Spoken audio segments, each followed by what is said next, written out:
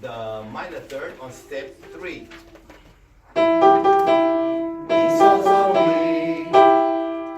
And then you go to the major third and you say it occurs only on steps 1, 4, and 6. Do, re, mi, do. The major third on step 4. Fa, la, la, fa.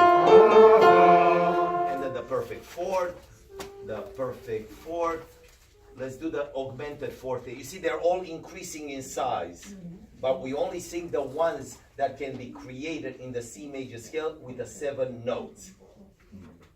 The key here is to, pardon me? That's the basic pattern.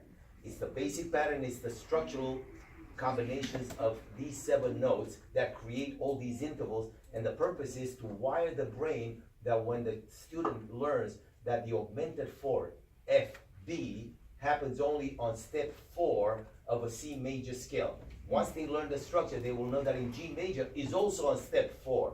The structure is identical in all 30 keys. So the most difficult practice is going to be the first lesson. The structure is identical. What changes is the key and the names of the notes. Yes, because if you're in G major, you're not going to say C, D, E, F, G. You're going to say G, A, B, C, whatever the 7 notes are, right? And for you that use movable do, you use do, re, mi for all the other scale. As where we, non-American educated musicians, use fixed do, and they're compatible. It's just a matter of interpretation and functionality. Bless you. The movable do takes the attribute of the functions that we use in Europe of the numbers. So for us, 1, 2, 3, 4, 5, 6, 7 are tonic. 1, 4, 5, tonic, subdominant, dominant, 1, 4, 5. For American musicians, movable do replaces that, and do is considered the tonic in any key, fa is considered the subdominant, sol is considered, as well we use numbers, and do, re, mi is always fixed. So if I'm in G major, I would not sing do, re, mi, fa, sol, la, si, do. I would sing sol, la, si, do, re, mi, fa, sharp, sol. If I'm in C sharp major, I would sing C sharp, D, and do sharp, and all that. So all these are compatible, it's just different frames of references, okay? So there's nothing wrong with any system, it's just to understand the function and the role of the method applied. Good. So we're at let's do the augmented fourth. 27 on top, bar 75. You would say the augmented, by the way, plus in music means augmented, that means enlarged or inflated, like a tire. That's what we say, we teach kids in school, a flat is like your bicycle tire goes down. Right? Everybody uses the same analogies and all that, as where a sharp is a little higher. So when we say in music, oh, the violin or the guitar stringing, when you go on the banjo or whatever instrument you play, it's a little sharp. That means it's a little too high. You got to bring it down when you tune it. So sharp means higher, flat means lower. It's very simple. It's not very complicated. So let's do the augmented interval, which is only on step 4. Sing. Also called the devil in music or diabolus in musica. So for almost 1,000 years, the church would not allow this interval because it was considered like bad. You know, you cannot have this in church singing. That was an edict from the Pope. Never use that interval. So, and in the original days, when you go back to 600, the Gregorian chant and all that, the only intervals that were allowed to please God and all that were the octave and the fourth. Eventually, 200 years later, they said, okay, we can use a fourth. Another 400 years later, oh, we can use the major third also.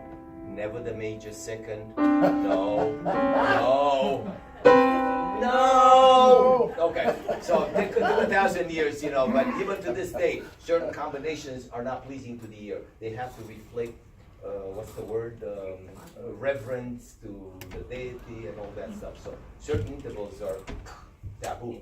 You cannot use them in church music, even to this day, if I'm not mistaken. Well, it depends what church. Some choral music come across. Yes, yeah. Anyway, so we're at the augmented fourth. Let's just turn the page. Everything repeats. Just want to go through the concepts. And then let's do the last one, which is the largest interval. Well, the largest interval is the perfect octave on page 33. No, actually, page 32 in the middle. But let's do the major 7. It's bar 135, page 32. and it's found on steps 1 and 4. So major 7, page 32, bar 135. Do, si, si, do.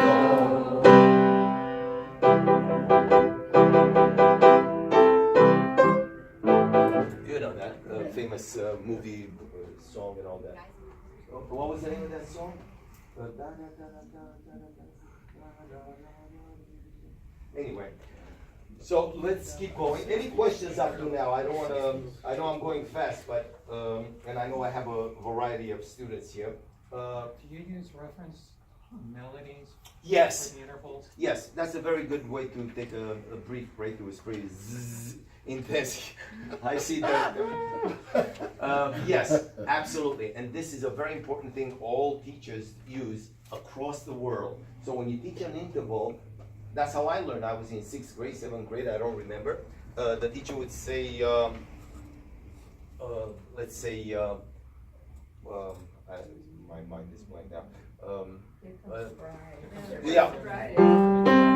Perfect fourth. So you study the perfect fourth, and in the theoretical lesson with the teacher, we do dictation, we do sound recognition, and then the teacher goes like this, and then she gives us a snippet.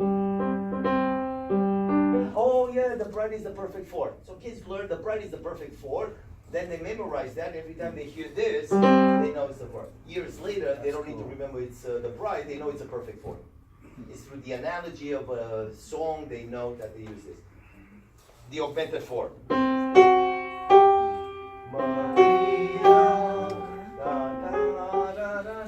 And so on. So every teacher uses melodies. I use with the little kids the shark song.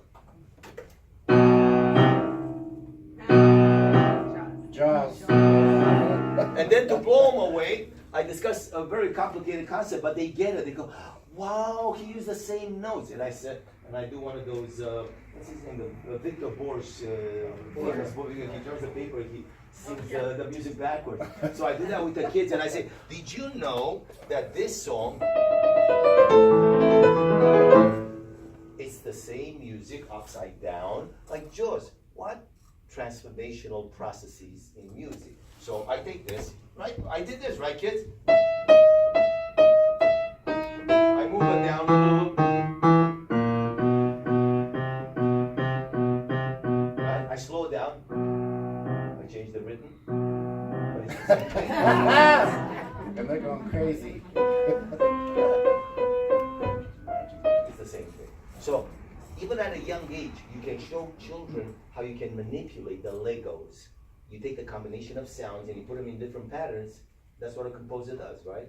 That's how you know it's pop music. That's how you know it's John Lennon. You know it's Beatles or Beethoven, because they arrange them in a certain way. But they're the same 7 notes, just transformed. Okay? So we did this. In the next section, we're going to go to the last 3 parts, which are the most fun parts, which is triads, 7th chords, and 9th chords. That's a much more advanced level for young students to learn about triads. 3 sounds together, 4 sounds together, and 9th chords. Only the 9th chords are not presented, and it's not necessary for ear training purposes in, God bless you, in rotational form. The triads, 3 chords, major, minor, augmented, diminished, and the 7th chords, which is the major, minor, augmented, diminished triad with a 7th on top, major, minor. They're done in all 4 rotations, or, okay. So, we have the C major scale, right? C major chord, right? Mm-hmm. This is called the music rotation or inversion. Right? Where the note, root position. When you take 3 notes, these 3 notes, you cannot mix them any other way. 1, 3, 5, 3, 5, 1, 5, 1, 3, 1, 3, 5. There's nothing else you can do with them in terms of rotational transformations, right? When you have 4 notes, then you have 4 possibilities, and then you back to. So that's what we do. We're gonna sing that at the next part. Triads, 7 chords, and the 9th chords we do it only in root position, or the original form, which is. And we're gonna discuss the fundamental interval. Every interval in music, in tonal music, serves a function. The major and the minor second are mainly used for melodic purposes, to create a melody. You can use that at other intervals, but the major and minor second are considered melodic intervals. The perfect fifth is the major building block for all the 30 solar systems, the keys. And that goes into the laws of acoustics, where every sound has its own DNA, or the laws of harmonics. That means every sound comes together with many other sounds at the same time, all the way down to, what's his name, Pythagoras? Pythagoras, he discovered that when you take a string or a body of air, pardon me? Pythagoras, right? He divided a string in half and he realized it gives me double the frequency, which is the perfect octave. Then he discovered that he divides that string in 3 parts, it gives you the perfect fifth, which is our building block. The perfect fifth is the building block for finding all the tonalities, so traveling from each one of the solar systems to another. All right? And basically the string, or the body of the vibrating body, can be subdivided into infinite parts. But for the purpose of the physiology of our ear, we can only hear up to about 16,000 hertz. Above that, the dogs hear a little more. Then you have light.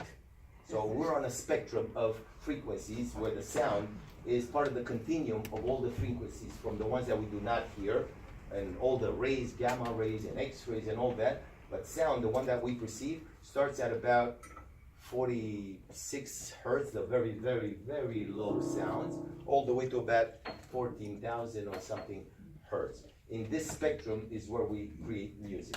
So, we kind of shifted away to a different conversation. Any questions right now? I kind of explained to you how the manual works. We're at the FAQ. And again, I direct you, I'm looking at number 7 here, explaining the manual. I even wrote, again, I Learn Music for Free, where you can gently go and look at lesson 1, part 7.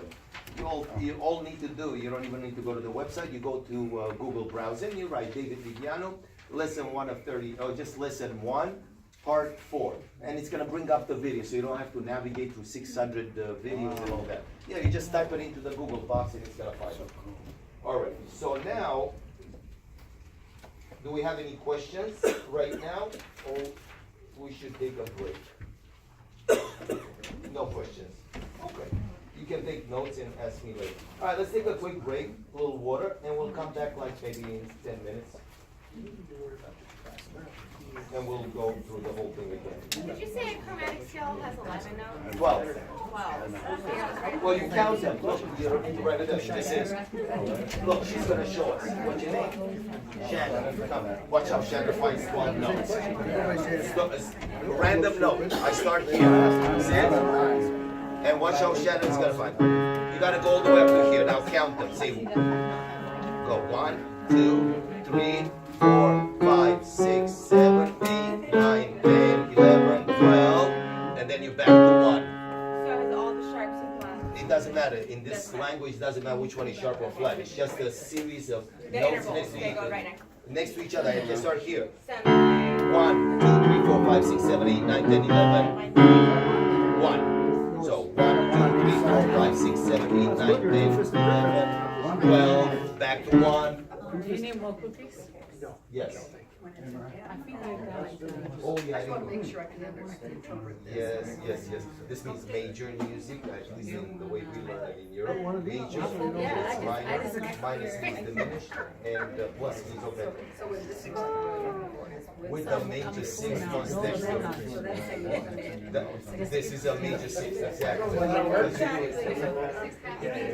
No, not half, just steps. Years ago, round back to work, Oh, okay. but now How do you do break Well, down? this is easy, simple. It's not wrong what you say. You're at so you say this is step 1, 2, 3, 4, 5, 6. That's all. that's simple. I figured out that. On step 2 of the C major scale, this is 1, 2, 3, 4, 5, 6, 7. So on step 2, I'm building a major 6. Oh, because you're starting with step, that's good. I'm on step 2, look, 2, 7, 7, 2. I use the language of numbers. The numbers represent the step in relationship to 1. And then this thing, Peter says it only happens on this. On steps 1, 2, 4, and 5. So it only happens on 1, 2, 4, 5. That you can do that. That I can build this major 6. So here it is on step 1, 1, 2, 4, 5, 6. On step 2, 1, 2, 3, 4, 5, 6. On step 4, 1, 2, 3, 4, 5, 6. And 5. Whereas the other one was at the minus 6. So it's complementary. Whatever doesn't add up to 7 steps, 3 and 6 and 7 are on the minus 6. Here they are.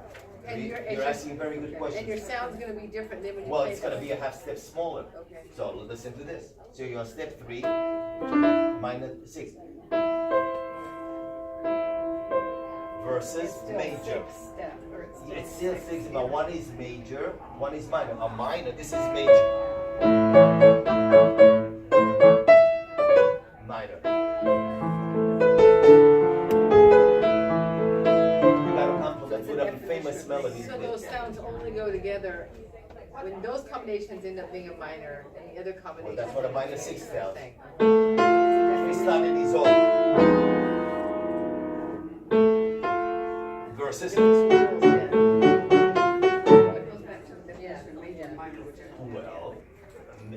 that goes into the triads that we're gonna study. So that's frequently asked questions. We're gonna get together with them. And that's part of the manuals that I have here: the theory of chords, the theory of intervals, and the theories of scales. So we're gonna offer this to be studied, and oh yeah, get serious. You gotta start somewhere. So basically. I just wanna make sure I can read this, because I'm gonna go home and study it. Of course, but you look what you have here. This is all the questions you're asking. You see major, minor, diminished, and all this.